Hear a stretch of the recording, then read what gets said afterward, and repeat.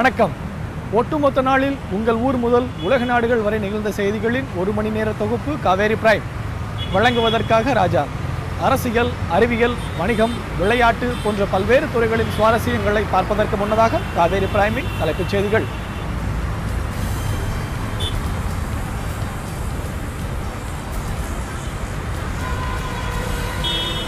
புதுக்கோட்டையில் அரசு மருத்துவக் கல்லூரியை திறந்து வைத்தார் முதலமைச்சர் பழனிசாமி. பல்வேறு நலத்திட்ட உதவிகளையும் வழங்கினார்.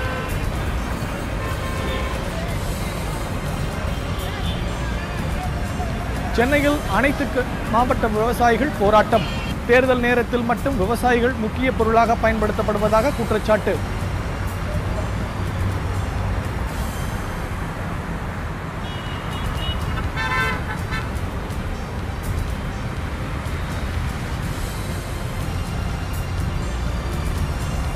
பான் எண்ணுடன் ஆதார் எண்ணை இணைக்கும் விவகாரம். மத்திய அரசின் உத்தரவுக்கு தடை விதித்தது உச்சநீதிமன்றம்.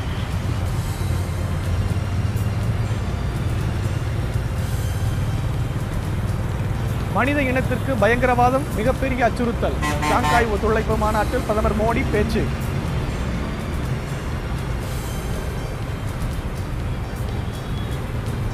கிராண்ட்ஸ்லாம் பட்டம் வென்ற ரோஹன் போபண்ணாவுக்கு அர்ஜுனா விருது வழங்க வேண்டும். அகில இந்திய டென்னிஸ் சங்கம் பரிந்துரை.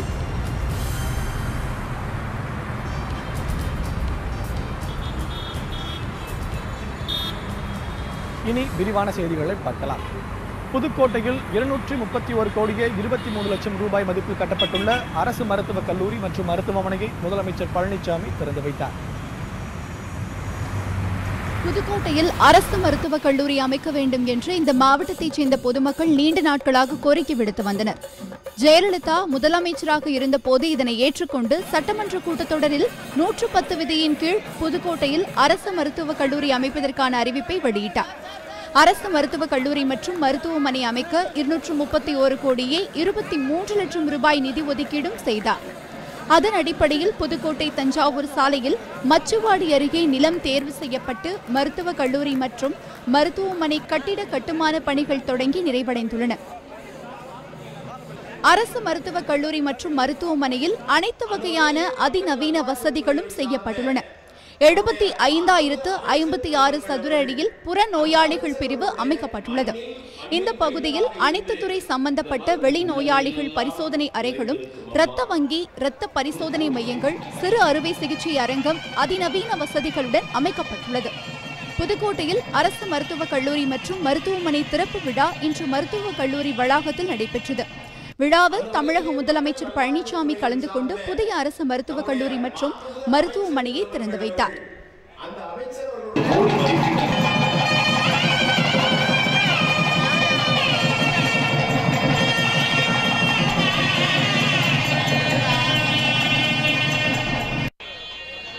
விழாவுக்கு தமிழக மக்கள் நல்வாழ்வுத்துறை அமைச்சர் டாக்டர் சி விஜயபாஸ்கர் தலைமை தாங்கினார். பாராளுமன்ற துணை சபாநாயகர் மு தம்பிதுரை முன்னிலை வகித்தார். மக்கள் நல்வாழ்வு மற்றும் குடும்ப நலத்துறை முதன்மை செயலாளர் டாக்டர் ராதாகிருஷ்ணன் வரவேற்று பேசினார். இதில் தமிழக தலைமைச் செயலாளர் கிரிஜா வைத்தியநாதன் மற்றும் பாராளுமன்ற சட்டமன்ற உறுப்பினர்கள், அனைத்து துறை அதிகாரிகள், பொதுமக்கள் திரளாக கலந்து கொண்டனர். முன்னதாக விழாவில் கலந்து கொள்ள முதலமைச்சர் பழனிசாமி சென்னையிலிருந்து விமானம் மூலம் இன்று காலை திருச்சி வந்தார். விமான நிலையத்தில் அமைச்சர்கள் வெல்லமண்டி நடராஜன், வளர்மதி, திருச்சி மாவட்ட ஆட்சியர் ராஜாமணி மற்றும் அதிகாரிகள் வரவேற்பு அளித்தனர். காவேரி பிரைம் செய்திகளுக்காக ராஜா மற்றும் தனலட்சுமி, புதுக்கோட்டையிலிருந்து ராஜேஷ், திருச்சியிலிருந்து ஒளிப்பதிவாளர் அருணுடன் கந்தபழனிவே.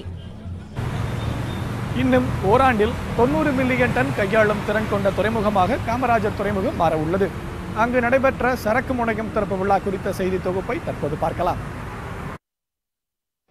எண்ணூர் துறைமுகத்தில் புதிய சரக்கு முனையம், ரயில் தடம் உள்ளிட்ட புதிய திட்டங்களை மத்திய கப்பல் போக்குவரத்து துறை அமைச்சர் நிதின் கட்கரி துவக்கி வைத்தார். 1270 கோடி ரூபாய் மதிப்பிலான புதிய சரக்கு முனையம் திறந்து வைக்கப்பட்டது. இதன் மூலம் எண்ணூர் துறைமுகத்தின் சரக்கு கையாளும் கொள்ளளவு அதிகரிக்கப்படும் என்றும், மேலும் நீர்வழி போக்குவரத்திற்கும் தமிழகத்திற்காக பல திட்டங்கள் வைத்துள்ளதாகவும் மத்திய அமைச்சர் நிதின் கட்கரி தெரிவித்துள்ளார். தமிழக அரசுடன் இணைந்து நீர்வழி போக்குவரத்து கழகம் அமைத்து திருவனந்தபுரம், கன்னியாகுமரி, சென்னை வழித்தடத்தில் நீர்வழி போக்குவரத்து சேவை துவங்கப்படும். மேலும் எந்த இடத்தில் சிறிய துறைமுகம் தேவைப்பட்டாலும் அதற்கு தேவையான எல்லா மானியமும் கொடுக்கப்படும். river port unit, seaport unit, we will give all subsidy for making of this jetties and every type of arrangement. இந்த நிகழ்ச்சியில் பங்கேற்ற அமைச்சர் ஜெயக்குமார் மத்திய அரசுடன் தோளோடு தோளாக இருந்து அதன் திட்டங்களுக்கு தமிழக அரசு ஒத்துழைக்கும் என்று கூறினார். எண்ணூர் துறைமுகத்தில் நடந்த எண்ணெய் கசிவால் பாதிக்கப்பட்ட மீனவர்களுக்கு இழப்பீடு வழங்க வலியுறுத்தியுள்ளதாகவும் அமைச்சர் ஜெயக்குமார் தெரிவித்தார். இன்சூரன்ஸ் கம்பெனி கொடுக்கணும்னு சொல்லிட்டு ப்ரொபோசல் வந்து நம்ம ரெடி பண்ணி இப்போ வந்து இன்சூரன்ஸில் வந்து சப்மிட் பண்ணிட்டோம். நான் நம்முடைய சீஃப் மினிஸ்டர் எல்லாமே வந்து சென்ட்ரல் மினிஸ்டர் அப்போ அந்த அஷூரன்ஸ் கொடுத்துருக்காரு. இந்த மாதிரி நான் இன்டர்வியூ அது வந்து ஃபிஷர்மேன் கொடுக்குறேன். மத்திய இணை அமைச்சர் பொன் ராதாகிருஷ்ணன், ஊரக தொழில் வளர்ச்சித்துறை அமைச்சர் பெஞ்சமின் உள்ளிட்டோர் இந்த நிகழ்ச்சியில் பங்கேற்றனர். காவிரி பிரைம் செய்திகளுக்காக ஒளிப்பதிவாளர் சபரீஷுடன் ராஜா மற்றும் நிஷா. பான் கார்டுடன் ஆதார் எண்ணை இணைக்க வேண்டும் என்ற வருமான வரித்துறையின் உத்தரவுக்கு உச்சநீதிமன்றம் இடைக்கால தடை விதித்துள்ளது.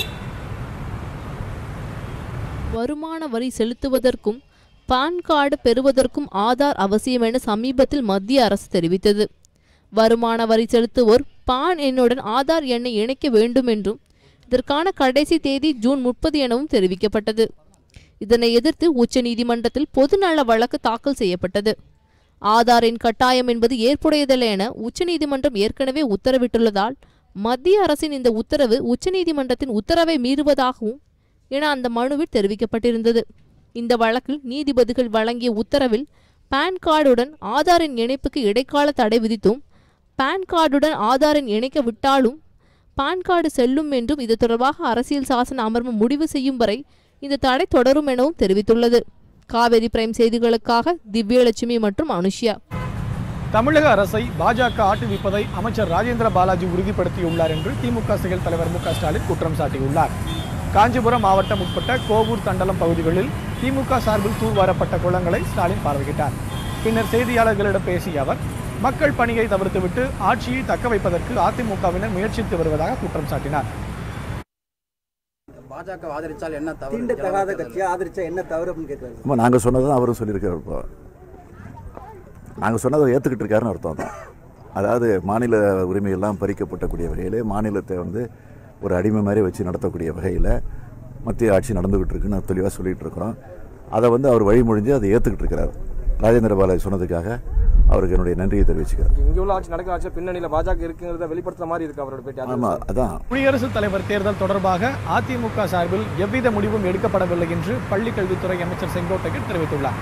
ஈரோட்டில் செய்தியாளர்களிடம் பேசிய அமைச்சர் செங்கோட்டையன் வரும் சட்டப்பேரவை தொடரில் அதிமுகவின் செயல்பாடுகள் குறித்து ஸ்டாலின் தெரிவித்து வரும் கருத்துக்களுக்கு உரிய பதிலளிக்கப்படும் என்று கூறினார். எங்களை பொறுத்தவரையிலும் எல்லோருக்குமே ஒரு வரையறை இருக்கிறது. எந்த கருத்துக்களாக இருந்தாலும் அரசியல் கருத்துக்களை நாங்கள் வெளிப்படுத்துவதில்லை. இல்லை, அவர் சொல்லுகின்ற கருத்து தனிப்பட்ட முறையில் ஒவ்வொரு அரசியல் கட்சியும் ஒவ்வொன்றைய கருத்துக்களை சொல்வார்கள். அதற்கு எங்களை பொறுத்தவரை எந்த விளக்கங்களும் தருவதில்லை. சசிகலா கட்டுப்பாட்டில்தான் கட்சியும் பழனிசாமி ஆட்சியும் இயங்குவதாக பன்னீர்செல்வம் அணியை சேர்ந்த முன்னாள் அமைச்சர் KP முனுசாமி தெரிவித்துள்ளார். சசிகலா, தினகரன், எடப்பாடி பழனிசாமி ஆகியோர் ஒன்று சேர்ந்து நாடகம் நடத்துவதாகவும் அவர் குற்றம் சாட்டினார். சென்னை கிரீன்வேட்ஸ் இல்லத்தில் முன்னாள் முதலமைச்சர் பன்னீர்செல்வம் தலைமையில் அதிமுக புரட்சித் தலைவி அம்மா அணியின் ஆலோசனை கூட்டம் நடைபெற்றது. கூட்டத்திற்கு பின்னர் செய்தியாளர்களிடம் பேசிய KP முனுசாமி, சில நாட்களுக்கு முன் அமைச்சர்கள் தனியாகவும் முதலமைச்சருடன் ஆலோசனை நடத்தி தினகரனை ஒதுக்கி வைப்பதாகவும் அவர் மீது நடவடிக்கை எடுக்கப்படும் எனவும் கூறியதை சுட்டிக்காட்டினார். ஆனால் தற்போது தினகரனை சந்திக்கும் எம்எல்ஏக்களில் சிலர் அமைச்சர் ஜெயக்குமாரை விமர்சிப்பதாகவும் தினகரனை சந்தித்த எம்எல்ஏக்கள் மீது என்ன நடவடிக்கை எடுக்கப்பட்டுள்ளது எனவும் கேள்வி எழுப்பினார். இத்தகைய சூழலில் பேச்சுவார்த்தை நடப்பது சாத்தியமில்லை என்றும் KP முனுசாமி கூறினார். ஏற்கனவே இந்த இயக்கத்தை அழிக்க முயற்சி செய்து கொண்டிருக்கின்ற அந்த குடும்பம் வெளியேற்றப்பட வேண்டும் என்று வைத்த கோரிக்கையை இவர்கள் வெளியேற்று ஒதுக்கி வைத்ததாக சொல்லி அந்த கருத்தை சொன்னதோடு மட்டுமல்லாமல் இவர்கள் மீது நடவடிக்கை எடுக்கப்படும் என்று சொன்ன பின்பும் கூட இத்தனை சட்டமன்ற உறுப்பினர்கள் சென்று பார்த்திருக்கிறார்கள். இவர்கள் மீது முதலமைச்சர் என்ன நடவடிக்கை எடுத்திருக்கிறார் என்பதை நாங்கள் இங்கே கேட்கிறோம். அப்படி அவர் நடவடிக்கை எடுக்கவில்லை என்று சொன்னால் தினகரனும் சசிகலா குடும்பமும் எடப்பாடி பழனிசாமியுடைய அமைச்சர்களும் ஒன்று சேர்ந்து நாடகத்தை நடத்தி கொண்டிருக்கிறார்கள் என்பதைத்தான் இந்த நாட்டிற்கு வெளிப்படையாக அவர்கள் காட்டிக் கொண்டிருக்கிறார்கள். முன்னதாக ஆலோசனை கூட்டத்தின் போது அதிமுக முன்னாள் அமைச்சர் பரஞ்சோதி பன்னீர்செல்வத்தை நேரில் சந்தித்து அவரது அணியில் இணைந்தார். கடந்த அதிமுக ஆட்சியின் தொடக்கத்தில் முன்னணி அமைச்சராக பரஞ்சோதி வலம் வந்தார். திருச்சி மேற்கு தொகுதியில் முன்னாள் அமைச்சர் நேருவை தோற்கடித்த பரஞ்சோதிக்கு 7 துறைகள் வழங்கினார் ஜெயலலிதா. செல்வாக்கு மிக்க அமைச்சராக வலம் வந்த இவர் மருத்துவர் ராணி என்பவர் கொடுத்த பாலியல் மற்றும் மோசடி புகாரால் அனைத்து பதவிகளையும் இழந்தார் என்பது குறிப்பிடத்தக்கது. காவேரி பிரைம் செய்திகளுக்காக ராஜா மற்றும் அனுஷ்யா. அமைச்சர்கள் மற்றும் எம்எல்ஏக்கள் யாரும் தினகரனை சந்திக்க கூடாது என்று முதலமைச்சர் கூறவில்லை என எம்எல்ஏ ராஜன் செல்லப்பா தெரிவித்துள்ளார். மதுரையில் நடைபெற்ற அரசு நலத்திட்ட உதவிகள் வழங்கும் விழாவில் கலந்து கொண்ட போது செய்தியாளர்களிடம் பேசிய அவர் இதனை தெரிவித்தார். வைத்துக் கொள்ள மாட்டோம் என்றுதான் சொல்லியிருக்கிறார்கள், தொடர்பு வைத்துக் கொள்ள கூடாது என்று அவர் சொல்லவில்லை. அவர் தொடர்பு வைத்துக் கொள்ள மாட்டோம் என்று அவருடைய தனிப்பட்ட கருத்தை சொல்லியிருக்கிறாரே தவிர யாரும் போய் பார்க்கக்கூடாது, யாரையும் சந்திக்க கூடாது என்று இது தனிப்பட்ட சுதந்திரம், தனிப்பட்ட இது. அவர் இதை கூடாது என்று எந்த அமைச்சரும் சொல்லவில்லை, யாரும் சொல்லவில்லை. எங்களுக்கு குறிப்பாக இன்றைக்கு தலைமையாக இருக்கிற அரசுக்கு தலைமையாக இருக்கிற சட்டமன்ற உறுப்பினர் தலைமையாக இருக்கிற முதலமைச்சர் அருமையான மாண்புமிகு பழனிசாமி அவர்கள் எங்களுக்கு எந்த தடையும் சொல்லவில்லை.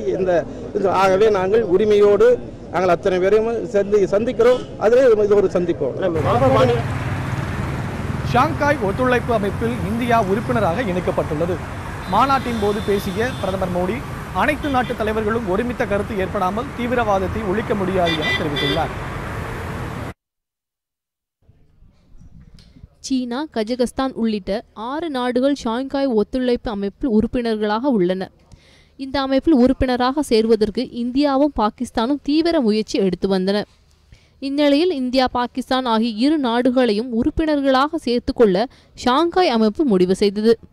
அதன்படி கஜகஸ்தான் அஸ்தானா நகரில் இன்று நடைபெற்ற ஷாங்காய் ஒத்துழைப்பு அமைப்பு கூட்டத்தில் பிரதமர் மோடி கலந்து கொண்டார். இந்த கூட்டத்தில் பேசிய மோடி இந்தியாவை ஒத்துழைப்பு அமைப்பில் சேர்த்து கொண்டதற்கு சீனாவிற்கு நன்றி தெரிவித்தார். 12 ஆண்டுகள் காத்திருப்பதற்கு பிறகு ஷாங்காய் ஒத்துழைப்பு அமைப்பில் இந்தியா உறுப்பினராக இணைந்துள்ளதாக தெரிவித்தார்.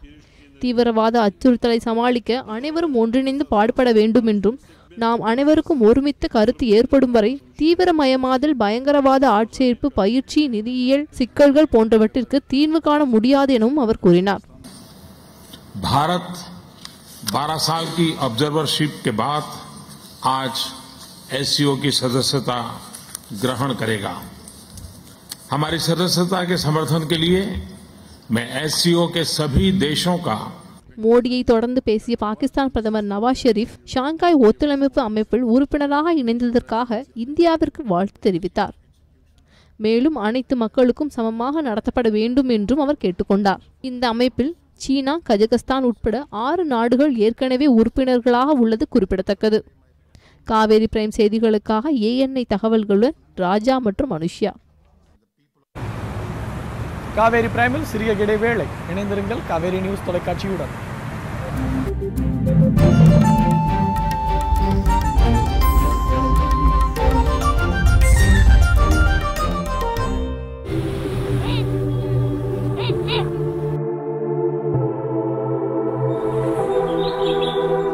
விழித்தெழும் உலகம்.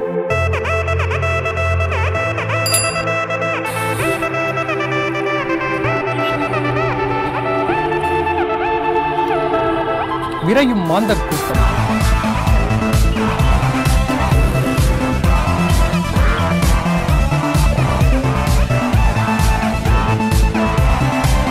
இயற்கை தரும் இனிய பரிசு. மறைந்த பொழுதின் அடிச்சுவட்டில் இன்று துவங்கும் நாள் புதிது. திங்கள் முதல் வெள்ளி வரை நாள்தோறும் காலை 6 மணி முதல் 10 மணி வரை காவேரி நியூஸ் தொலைக்காட்சி. உங்களின் அன்றாட வாழ்க்கையில் மாற்றத்தை ஏற்படுத்தும் தனித்துவமான செய்திகளை உங்களுக்காக நாங்கள் தொகுத்து தருகிறோம். எப்பொழுதும் இணைந்திருங்கள் காவேரி நியூஸுடன்.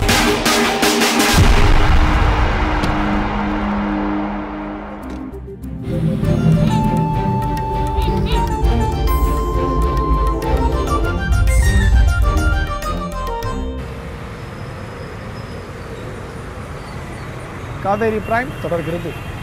குறைந்த கட்டணத்தில் மக்கள் விமான பயணம் செய்யும் வகையில் தமிழக அரசுடன் மத்திய அரசு ஒப்பந்தம் செய்துள்ளது. இதன்படி ஓசூர், சேலம், நெய்வேலிக்கு விமான சேவை தொடங்கப்பட உள்ளது. மத்திய அரசின் சிவில் விமான போக்குவரத்து அமைச்சகத்தின் தேசிய சிவில் விமான போக்குவரத்து கொள்கைப்படி மத்திய சிவில் விமான போக்குவரத்து அமைச்சகத்திற்கும் தமிழ்நாடு அரசுக்கும் இடையே புரிந்துணர்வு ஒப்பந்தம் கையெழுத்திடப்பட்டுள்ளது. சென்னை தலைமை செயலகத்தில் முதலமைச்சர் எடப்பாடி பழனிசாமி முன்னிலையில் இந்த ஒப்பந்தம் கையெழுத்தானது. பின்னர் சென்னை விமான நிலையத்தில் செய்தியாளர்களிடம் பேசிய விமான நிலைய தலைமை அதிகாரி சந்திரமௌலி 1.5 மணி நேரம் பயணம் செய்வது போல் 3 புதிய விமான நிலையம் அமைக்க உள்ளதாக தெரிவித்தார். தமிழக அரசு இடம் கொடுத்த பிறகு புதிய விமான நிலையம் அமைக்கும் பணி தொடங்கப்படும் என அவர் குறிப்பிட்டார். தேசிய சிவில் விமான போக்குவரத்து கொள்கைப்படி தமிழ்நாட்டில் நெய்வேலி, சேலம் மற்றும் ஓசூர் ஆகிய 3 இடங்களையும் இணைக்கும் பணி செப்டம்பர் மாதம் தொடங்கும். இதற்காக 200 ஏக்கர் நிலம் தமிழக அரசிடம் கேட்டுள்ளோம். தமிழக அரசு இடம் கொடுத்த பிறகு 1.5 மணி நேரம் பயணம் செய்யும் வகையில் 3 புதிய விமான நிலையங்களையும் அமைக்கும் பணி தொடங்கப்படும். புதிய விமான நிலைய திட்டத்தின் முக்கிய நோக்கம் குறைவான கட்டணத்தில் சாதாரண மக்களும் விமான பயணம் மேற்கொள்வதற்கு ஏதுவாக விமான சேவை வழங்குவதாகும். தமிழகத்தில் முதல் கட்டமாக ஓசூர், சேலம் மற்றும் நெய்வேலி ஆகிய இடங்களில் இத்திட்டத்தின் கீழ் விமான சேவைகள் தொடங்குவதற்கு நடவடிக்கைகள் மேற்கொள்ளப்பட்டு வருகிறது. காவேரி பிரைம் செய்திகளுக்காக ராஜா மற்றும் சாந்தா. நாட்டில் உள்ள அனைத்து விவசாயிகளையும் ஒருங்கிணைத்து டெல்லியில் வரும் 16ஆம் தேதி போராட்டத்தில் ஈடுபட உள்ளதாக தேசிய தென்னிந்திய நடிகர் இணைப்பு விவசாயிகள் சங்க தலைவர் ஐயா கண்ணு தெரிவித்துள்ளார். நாட்டில் தேர்தல் சமயத்தில் மட்டும் விவசாயிகள் முக்கிய பொருளாக பயன்படுத்தப்படுவதாகவும் அவர் குற்றம் சாட்டினார். சென்னை சேப்பாக்கம் விருந்தினர் மாளிகை அருகே தேசிய தென்னிந்திய நதிகள் இணைப்பு விவசாயிகள் சங்க தலைவர் ஐயா கண்ணு தலைமையில் விவசாயிகள் ஆர்ப்பாட்டத்தில் ஈடுபட்டனர். விவசாயிகள் அரை நிர்வாண போராட்டம் நடத்தினர். 32 மாவட்ட விவசாயிகளும் போராட்டத்தில் பங்கேற்றுள்ளனர். அடுத்த மாதம் 10ஆம் தேதி வரை 32 நாட்கள் தொடர் போராட்டம் நடத்த விவசாயிகள் முடிவு செய்துள்ளனர். போராட்டத்தின் போது பேசிய ஐயா கண்ணு, விவசாயிகளின் கோரிக்கைகள் நிறைவேறும் என்று காத்திருந்ததுதான் மிச்சம் என்றும் தங்களின் கோரிக்கைகள் இன்னும் நிறைவேறவில்லை என்று தெரிவித்தார். வர இந்த 16ஆம் தேதி டெல்லியில காந்தி பீஸ் பவுண்டேஷன்ல இந்தியாவில் இருக்க எல்லா விவசாய சங்கத்திலையும் அழைத்து நான் அதனுடைய அகில இந்திய விவசாய சங்கத்தினுடைய கன்வீனராக இருக்கின்றேன். நானும் DM சிங்கம் என்பவர் இருக்கிறோம். மத்திய உத்தரப்பிரதேச சார்ந்தவர். அதை வருகிற 16ஆம் தேதி அங்க மீட்டிங் போட்டிருக்கோம் டெல்லியில. அந்த மீட்டிங்ல இதே போராட்டத்தை இந்தியா பூரா நடத்தப்படும்.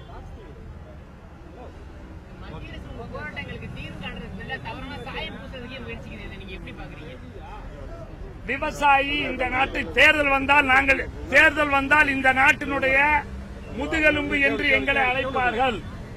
தேர்தல் முடிஞ்சிருச்சுன்னா எங்களை இந்த நாட்டினுடைய அடிமைகள் என்று நினைப்பார்கள். அடிமைகளை எதை வேணுமெல்லாம் பேசலாம்னு நினைச்சு பேசுறாங்க. வறட்சி நிலவுவதால் விவசாய கடன்களை தள்ளுபடி செய்ய வேண்டும் என்பது உள்ளிட்ட பல்வேறு கோரிக்கைகளை வலியுறுத்தி தேசிய தென்னிந்திய நதிகள் இணைப்பு விவசாயிகள் சங்க ஒருங்கிணைப்பாளர் ஐயா கண்ணு டெல்லியில் ஏற்கனவே தொடர் போராட்டம் நடத்தினார். அதைத் தொடர்ந்து இப்போது 2வது கட்டமாக சென்னையில் தொடர் போராட்டத்தில் ஈடுபட்டுள்ளார். காவேரி பிரைம் செய்திகளுக்காக ராஜா மற்றும் சாந்தா. பத்திரப்பதிவு கட்டண உயர்வை அரசு திரும்ப பெற வேண்டும் என்று பாமக நிறுவனர் ராமதாஸ் கேட்டுக் கொண்டுள்ளார். பதிவு கட்டணம் 4 மடங்கு உயர்த்தப்பட்டிருப்பது மிக மோசமான பாதிப்புகளை ஏற்படுத்தும் என்றும் அவர் குறிப்பிட்டுள்ளார். பாமக நிறுவனர் ராமதாஸ் வெளியிட்டுள்ள அறிக்கையில் தமிழ்நாட்டில் வீடுகள் மற்றும் மனைகளுக்கான வழிகாட்டி மதிப்பு 33% அளவுக்கு குறைக்கப்பட்டு நடைமுறைக்கு வந்துள்ள புதிய திட்டத்தால் மக்களுக்கு சில நன்மைகள் கிடைத்தாலும் பதிவு கட்டணம் 4 விழுக்காடாக உயர்த்தப்பட்டிருப்பதால் நேர்மையாக சொத்து மதிப்பை காட்ட விரும்புபவர்களுக்கு பாதிப்புகள் ஏற்படும் என்று கூறியுள்ளார்.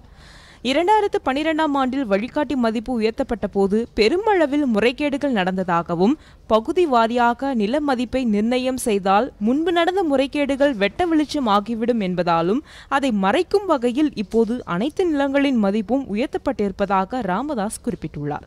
வழிகாட்டி மதிப்பு குறைக்கப்பட்டதால் ஏற்பட்ட இழப்பை ஈடுகட்டுவதற்காக பதிவு கட்டணம் 4 மடங்கு உயர்த்தப்பட்டிருப்பது மிக மோசமான பாதிப்புகளை ஏற்படுத்தும் என்றும் வழிகாட்டி மதிப்பு குறைக்கப்பட்டதால் ஏற்பட்ட பயனை இந்த பதிவு கட்டண உயர்வு அழித்துவிடும் எனவும் தெரிவித்துள்ளார். சொத்துக்களை பதிவு செய்வதற்காக நாடு முழுவதும் ஒரே மாதிரியாக 4 விழுக்காடு முத்திரை கட்டணமும் 1 விழுக்காடு பதிவு கட்டணமும் வசூலிக்கப்பட வேண்டும் என்ற மத்திய அரசின் அறிவுரையை ஏற்று தமிழகத்திலும் முத்திரை கட்டணம் மற்றும் பதிவு கட்டணங்களை குறைக்க தமிழக அரசு முன்வர வேண்டும் என்று வலியுறுத்தியுள்ளார். விழுப்புரம் அருகே தனது சொந்த பணத்தை செலவு செய்து அரசு பள்ளி குழந்தைகளுக்கு நவீன தொழில்நுட்ப வசதிகளை செய்து கொடுத்து பாடம் நடத்தி வருகிறார் ஆசிரியை ஒருவர். இந்த ஆசிரியையின் முயற்சியால் நுனிநாக்கில் மேலை நாட்டு ஆங்கிலம் பேசி அசத்துகின்றனர் கிராமத்து மாணவர்கள். சமுதாயத்தில் இருக்கும் பணிகளில் முக்கியமான பணி என்றால் ஆசிரியர் பணியும் ஒன்று. பணம் சம்பாதிக்க மட்டுமே கல்விக்கூடங்களை நடத்துவோர் மத்தியில் சுயநலமில்லாமல் தனது சொந்த செலவில் வகுப்பறையை மெருகேற்றி நவீன தொழில்நுட்பத்துடன் அரசு பள்ளியா என வியக்க வைக்கும் வகையில் தரமான கல்வியை சிறந்த சேவை மனப்பான்மையுடன் வழங்கி வருகிறார் விழுப்புரம் அருகே உள்ள கந்தாடு அரசு தொடக்கப்பள்ளி ஆசிரியை அன்னபூர்ணா. விழுப்புரம் மாவட்டம் மரக்காணம் ஒன்றியம் ஊராட்சி ஒன்றிய தொடக்கப்பள்ளி கந்தாடுல உதவி ஆசிரியரா அரசு பள்ளி ஆசிரியரா பணியாற்றுகிறேன் என்பதை பெருமையாக கூறிக்கொள்கிறேன். நான் 2004 நவம்பர் 17 இந்த ஸ்கூலில் ஜாயின் பண்ணும்போது இந்த ஸ்கூலோட நிலைமையே வேறு. இப்படி ஒரு வேலை எனக்கு தேவையா வேண்டாமே அப்படின்னு நினச்சி ஓடி போகிற நிலைமையில தான் இருந்தேன். அதுக்கப்புறம் இந்த மாணவர்கள் என் மேல் கொண்ட அன்பால் இவர்களுக்கு தான் கண்டிப்பாக என்னோட சேவை தேவைன்றதை புரிஞ்சு அவங்களுக்கு ஏற்ற மாதிரி என்னை மாற்றிக்கிட்டு அவங்கள என்ன மாதிரி அவங்கள மாற்றணுன்றதுக்கான ஒரு சிறு முயற்சி தான் இந்த டிஜிட்டல் ஸ்மார்ட் கிளாஸ் ரூம். அரசு பள்ளியை நமது மக்கள் ஒதுக்குவதற்கு காரணம் வகுப்பறையின் உள்கட்டமைப்பு ஆங்கிலம் பேசுவதில்லை என்பதற்காகத்தான். நீங்கள் இப்போது பார்ப்பது அரசு பள்ளிதான். இந்த அழகான வகுப்பறை 3ஆம் வகுப்பு மாணவர்களின் வகுப்பறை. இங்கு தொடுத்துறை ஸ்மார்ட் போர்டு மூலம் வகுப்புகள் நடத்தப்படுகிறது. ஸ்மார்ட் போர்டு மூலம் மாணவர்களுக்கு பயிற்சி அளிக்கப்படுவதால் ஆங்கிலம், பொது அறிவு, வரலாறு, விழிப்புணர்வு போன்றவற்றை மாணவர்கள் எளிதில் கற்க முடிகிறது.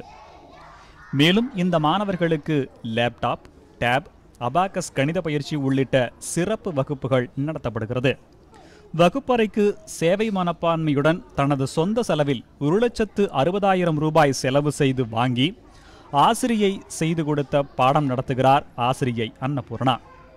ஆங்கிலம் ஒரு தடையா இருக்கக்கூடாது, அந்த ஆங்கிலத்தால் அவங்க கூனி குறுக்கி போயிடக்கூடாதுன்ற காரணத்துக்காக பிரிட்டிஷ் அக்சென்ட்ல அந்த குழந்தைங்களுக்கு ஒரு நல்ல சிறப்பான பயிற்சியை ஃபனட்டிக்ஸ் மூலியமாக கொடுத்துட்ருக்கேன்.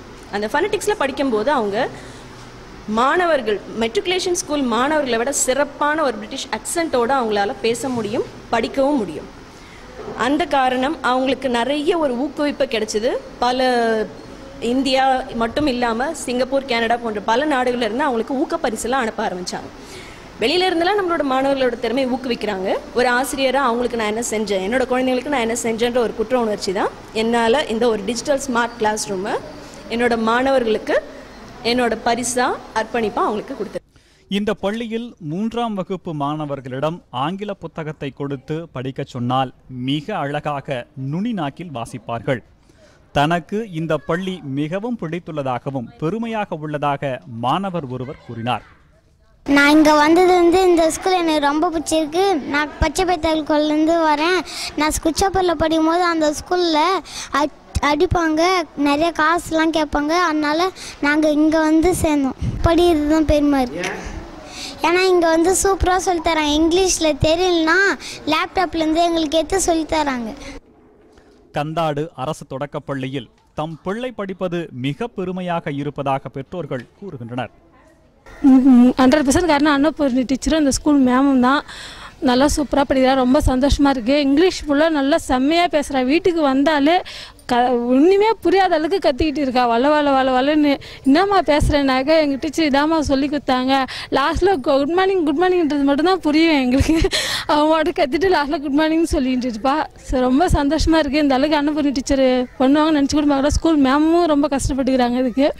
வெளி ஸ்கூலில் சேர்த்துருந்தா கூட இவ்வளோ மெயின்டைன் வந்திருக்காது என் பசங்களுக்கு நினச்சி பார்த்துக்கிட்டு இருக்கேன். எங்களால் நினச்சி பார்ப்பேன், அதுக்கு முன்னாடி நினச்சி பார்ப்பேன் பொண்ணு இந்த கவர்மெண்ட் ஸ்கூலில் சேர்த்துக்கினேன்ட்டு ரொம்ப வருத்தப்பட்டேன். ஆனால் இப்போ ரொம்ப பெருமையாக இருக்குது. இந்த கவர்மெண்ட் ஸ்கூலாக இருந்தாலும் இந்த அளவுக்கு நல்லா படிக்கிறா அப்படின்றது ரொம்ப சந்தோஷமாக இருக்குது. அரசு பள்ளிகளை மக்கள் ஒதுக்கி வருவதற்கு கல்வியின் தரம்தான் காரணம் என கூறப்படுகிறது. இவற்றிற்கு விதிவிலக்காக திகழும் இந்த பள்ளி மற்ற அரசு பள்ளிகளுக்கு உதாரணமாகவும் அன்னபூர்ணா ஆசிரியர் அனைத்து ஆசிரியர்களுக்கும் முன் உதாரணமாகவும் விளங்குகிறார்.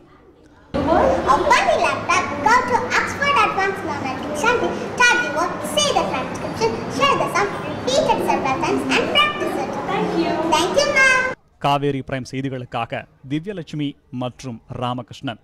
விழுப்புரத்தில் இருந்து சதீஷ்குமார்.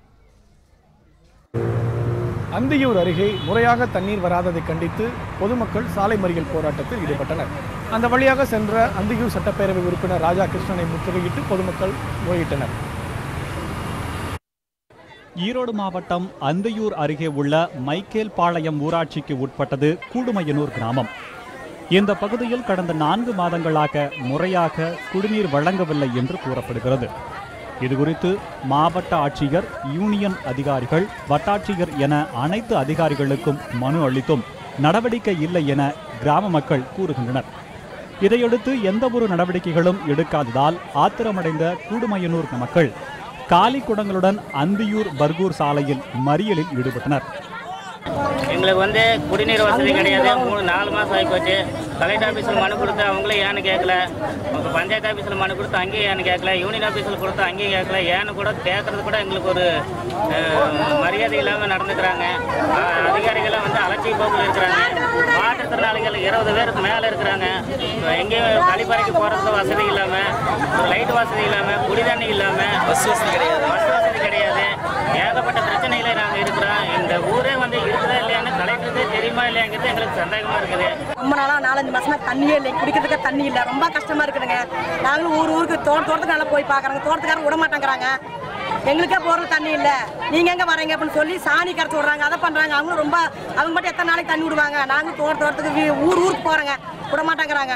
எங்களுக்கு மெயினா தண்ணி வேணும், குடிக்கிற தண்ணி வேணும். சாலை மறியல் காரணமாக அந்த வழியாக வந்த வாகனங்கள் அந்தியூர் பர்கூர் செல்ல முடியாத நிலை ஏற்பட்டது. இதனிடையே அந்த வழியாக காரில் சென்ற அந்தியூர் எம்எல்ஏ ராஜா கிருஷ்ணன் மறித்த கிராம மக்கள் அவரிடம் முறையிட்டனர்.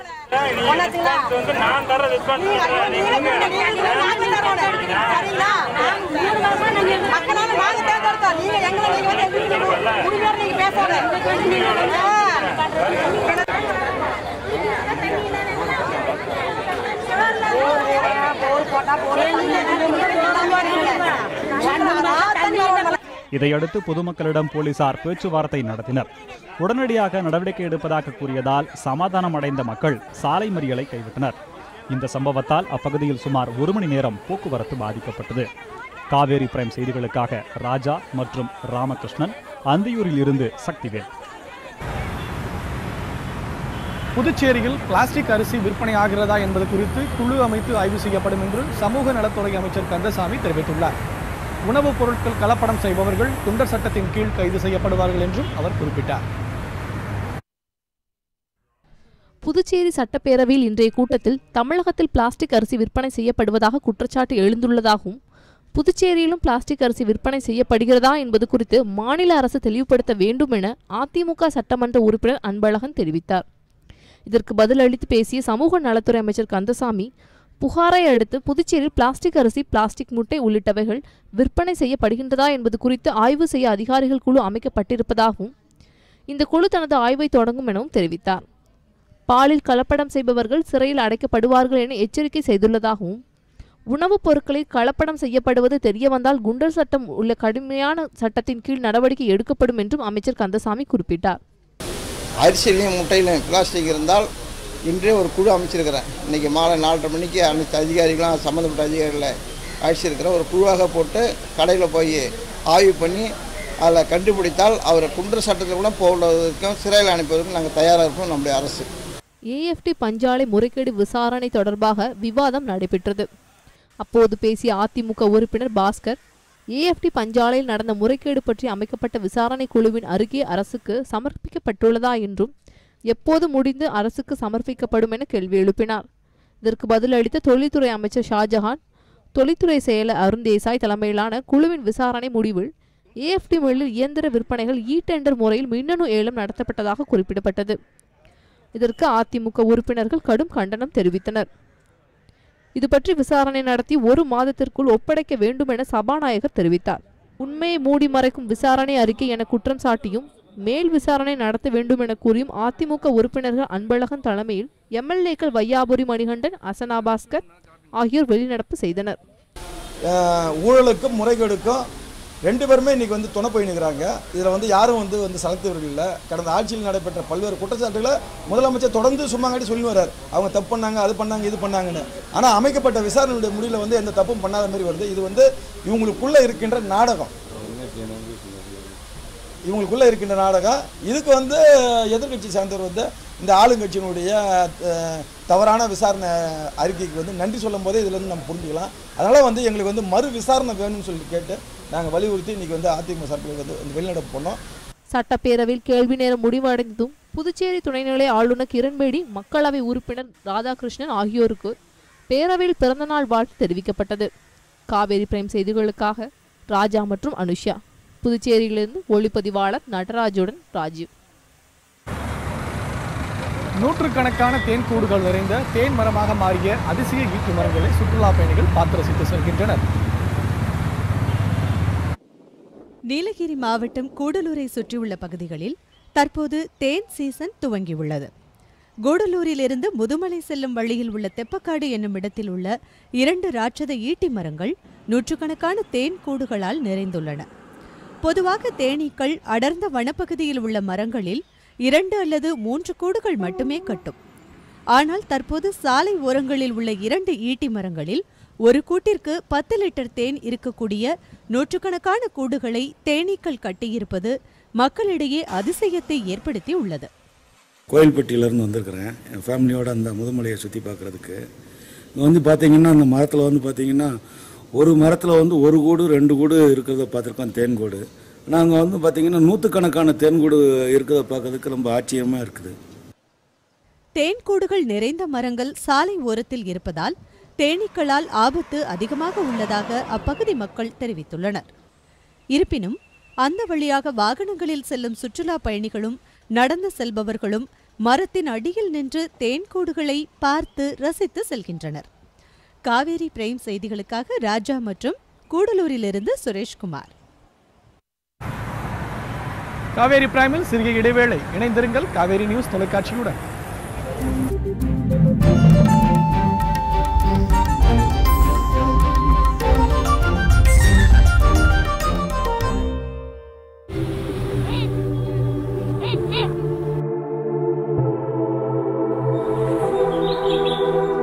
விழித்தெழும் உலகம்.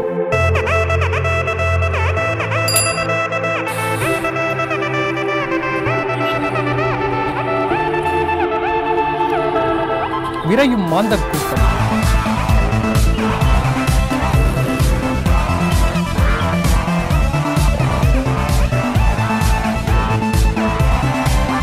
இயற்கை தரும் இனிய பரிசு. மறைந்த பொழுதின் அடிச்சுவட்டில் இன்று துவங்கும் நாள் புதிது. திங்கள் முதல் வெள்ளி வரை நாள்தோறும் காலை 6 மணி முதல் 10 மணி வரை காவேரி நியூஸ் தொலைக்காட்சியில். உங்களின் அன்றாட வாழ்க்கையில் மாற்றத்தை ஏற்படுத்தும் தனித்துவமான செய்திகளை உங்களுக்காக நாங்கள் தொகுத்து தருகிறோம். எப்பொழுதும் இணைந்திருங்கள் காவேரி நியூஸுடன்.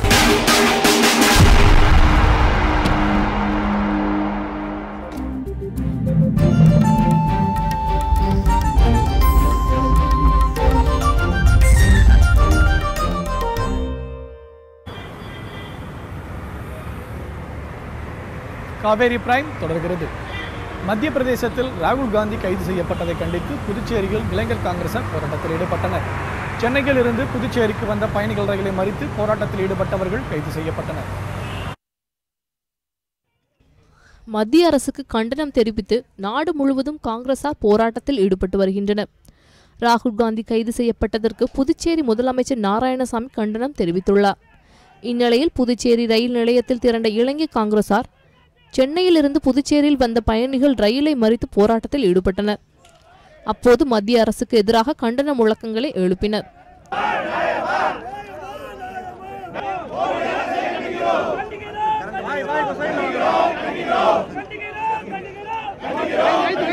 இதை கண்டிக்கும் வகையில் மரியாதைக்குரிய இளந்தலைவர் ராகுல் காந்தி அவர்கள் அந்த மாநிலத்துக்கு சென்று அந்த மாநிலத்தை விவசாயிகளை சந்திக்க போகும்போது அவர் கைது செய்யப்பட்டார். இந்த 2 நிகழ்வையும் கண்டித்து புதுச்சேரி மாநில இளைஞர் காங்கிரஸ் சார்பில் இன்று சென்னையிலிருந்து புதுச்சேரி வந்த ரயிலை புதுச்சேரி மாநில இளைஞர் காங்கிரஸ் சார்பு ரயில் மறியல் போராட்டம் நடத்தினோம். அதுக்கு இந்த விவசாயிகள் கொலையை கண்டித்து இந்த தொடர்ச்சியாக இந்த விவசாய படுகொலை நடைபெற்றால் இந்த புதுச்சேரி மாநில இளைஞர் காங்கிரஸ் மட்டுமல்ல இந்தியாவில் உள்ள அத்தனை விவசாயிகளும் சேர்ந்து மிகப்பெரிய அளவில் இந்த நரேந்திர மோடி அரசை கண்டித்து மிகப்பெரிய போராட்டம் பாராளுமன்ற முற்றுகை போராட்டம் நடத்துவோம் என்று மரியாதைக்குரிய இளைஞர் ராகுல் காந்தி சொல்லியிருக்கிறார்.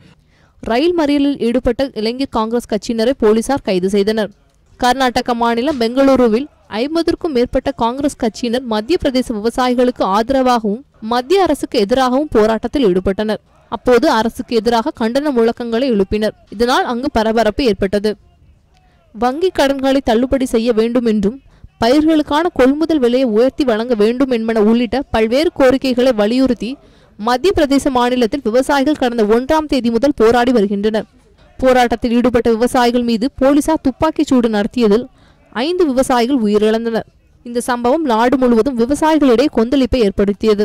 இந்நிலையில் உயிரிழந்த விவசாயிகளின் குடும்பங்களை பார்வையிடுவதற்காக மத்திய பிரதேசத்திற்கு சென்ற காங்கிரஸ் கட்சி துணைத் தலைவர் ராகுல் காந்தியை மத்திய பிரதேச போலீசார் கைது செய்தனர். இதற்கு காங்கிரஸ் கட்சியினர் கடும் எதிர்ப்பு தெரிவித்தனர். காவேரி பிரைம் செய்திகளுக்காக ராஜா மற்றும் அனுஷ்யா. வங்க மொழியை கட்டாய பாடமாக்குவதற்கு எதிர்ப்பு தெரிவித்து டார்ஜிலிங்கில் கோர்கா ஜனமுக்தி மோர்ச்சா கட்சியினர் ஆர்ப்பாட்டத்தில் ஈடுபட்டனர். மேற்கு வங்கத்தில் 1 முதல் 10ஆம் வகுப்பு வரை பள்ளிகளில் வங்க மொழி பாடத்தை கட்டாயமாக்கி அந்த மாநில முதலமைச்சர் மம்தா பானர்ஜி உத்தரவிட்டிருந்தார்.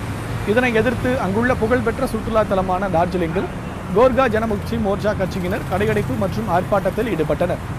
அங்குள்ள மலைப்பிரதேசங்களில் பெரும்பாலும் பழங்குடியினர் வாழ்வதால் இந்த சட்டம் அவர்களை பெருமளவில் பாதிக்கும் என தெரிவித்த அவர்கள் ஆளும் கட்சிக்கு எதிராக கண்டன முழக்கங்களை எழுப்பினர். இதனால் டார்ஜிலிங்கிற்கு வந்திருந்த ஆயிரக்கணக்கான சுற்றுலா பயணிகள் பெரிதும் பாதிப்புக்குள்ளாகினர். இதனைத் தொடர்ந்து நிலைமையை கட்டுக்குள் கொண்டு வர துணை ராணுவத்தினர் அப்பகுதியில் குவிக்கப்பட்டுள்ளனர். அங்கு பரபரப்பு ஏற்பட்டுள்ளது.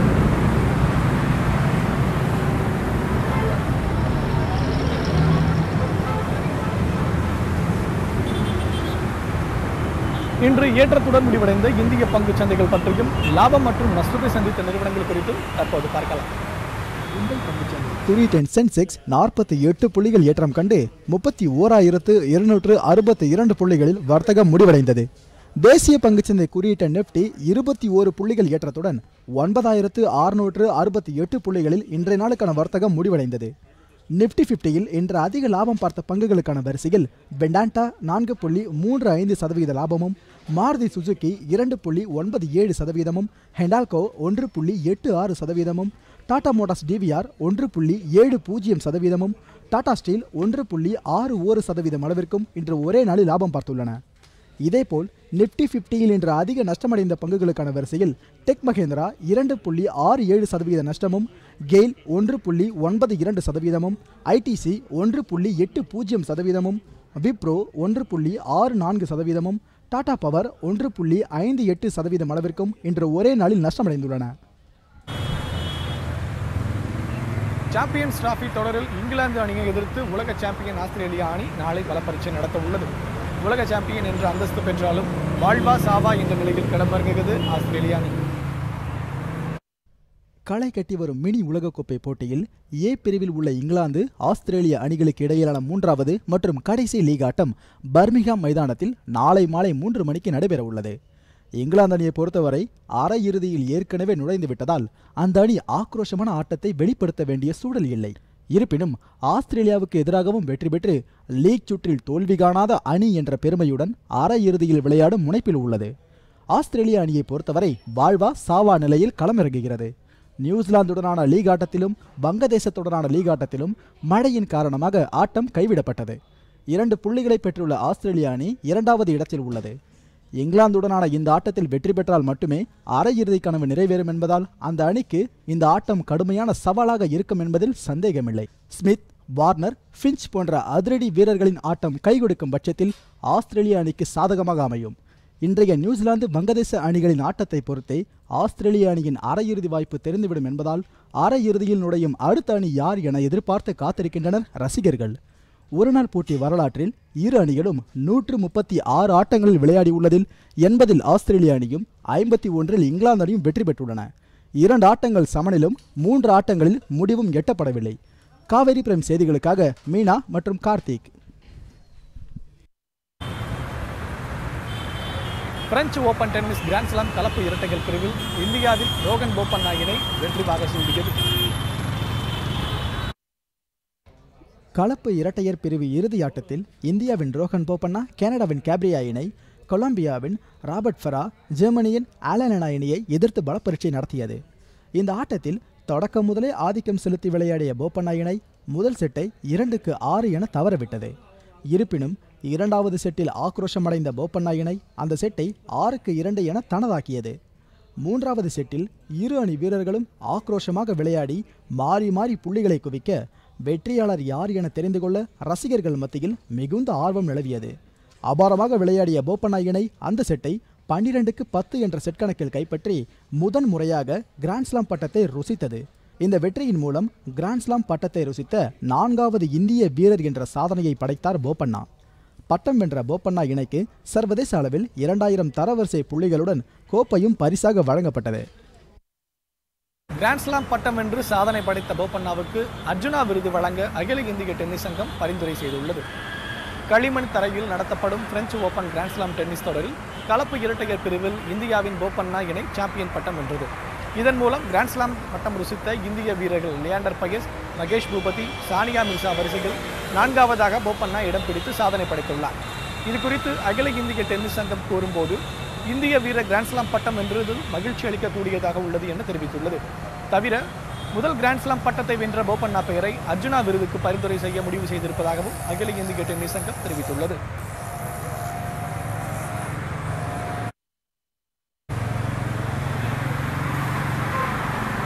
சென்னை மாவட்ட பேட்மிண்டன் அசோசியேஷன் நடத்தும் ஜூனியர் நேஷனல் ரேங்கிங் டோர்னமெண்ட் வரும் ஜூலை மாதம் நடைபெறும் என அறிவிக்கப்பட்டுள்ளது. 17 வயது முதல் 19 வயது வரையிலான மாநில பேட்மிண்டன் கிளப்பின் அங்கீகாரம் பெற்ற பேட்மிண்டன் வீரர்களை சர்வதேச அளவிலான போட்டிகளுக்கு தயார்படுத்துவதற்கான முன்னேற்பாடாக தமிழ்நாடு பேட்மிண்டன் அசோசியேஷன் மூலம் சென்னை மாவட்ட பேட்மிண்டன் அசோசியேஷன் நடத்தும் டோர்னமெண்ட் ஜூலை 31 முதல் ஆகஸ்ட் 7ஆம் தேதி வரை சென்னை அண்ணா நகரில் நடைபெற உள்ளது. இதற்கான அறிவிப்பை சென்னை மாவட்ட பேட்மிண்டன் அசோசியேஷன் செயலாளர் வெளியிட்டுள்ளார். உலக அளவில் பேட்மிண்டன் விளையாட்டில் தகுதி வாய்ந்த வீரர்களை உருவாக்குவதே இந்த டோர்னமெண்ட்டின் நோக்கம் என்று அவர் கூறினார். முன்னதாக 15 வயதுக்குட்பட்ட பிரிவில் சிறந்து விளையாடியவர்களை கௌரவிக்கும் வகையில் அவர்களை ஊக்குவித்து பரிசுகள் வழங்கப்பட்டது குறிப்பிடத்தக்கது. வெப்பசலனம் காரணமாக தமிழகத்தில் இடியுடன் கூடிய மழை பெய்ய வாய்ப்பிருப்பதாக சென்னை வானிலை ஆய்வு மையம் தெரிவித்துள்ளது.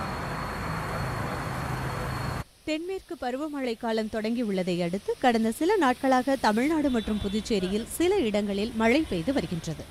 இதைத் தொடர்ந்து வங்கக்கடலில் வடக்கு ஆந்திர கடலோர பகுதியை ஒட்டியுள்ள தெற்கு ஒடிசா கடல் பகுதியில் வளிமண்டல மேலடுக்கு சுழற்சியானது நிலை கொண்டுள்ளது.